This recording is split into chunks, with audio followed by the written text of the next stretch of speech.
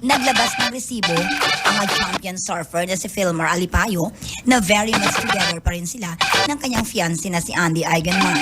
Mukhang unbothered naman si Filmar sa mga naglabasang chika tungkol sa umano'y pakikipag-flirt niya sa content creator na si Chris Aliaging nang mag-cross ang landas nila sa Siargao. Ito yung viral TikTok video kung saan makikita ang malapitang pag-uusap nila ni Filmar at Chris na pinagpiestahan ng mga netizens at nilagyan ng mali siya. Sa kanyang Instagram story, nag-post si Filmar ng ilang photo nila ni Andy na tila na isibandera sa buong universe na okay na sila ng actress sa kabila ng pag-iintriga sa kanilang relasyon.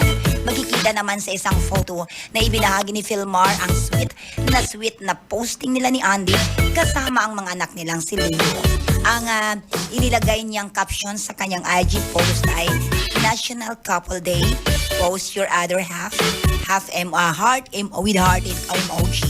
Base sa naturang post, kuha ang mga litrato ng pamilya Alipayo sa Thunderbird Resort at casino sa 4 Point sa La Union. Ditong nagdaang May 25 ay naging hot topic ng mga marites sa social media ang TikTok video ni Krisa kung saan kausap niya ang naka-topless na si Filmar. Pinabulaan na naman ni Krisa ang babaeng kasama ni Filmar na may namagitan sa kanilang dalawa.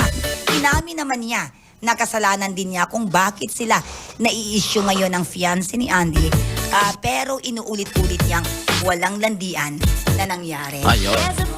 Okay pa rin sila pa naman. Oo, sila pa naman. Ay, yan ang ating showbiz balita this morning, Friday. And the atin yan, ti amo, I love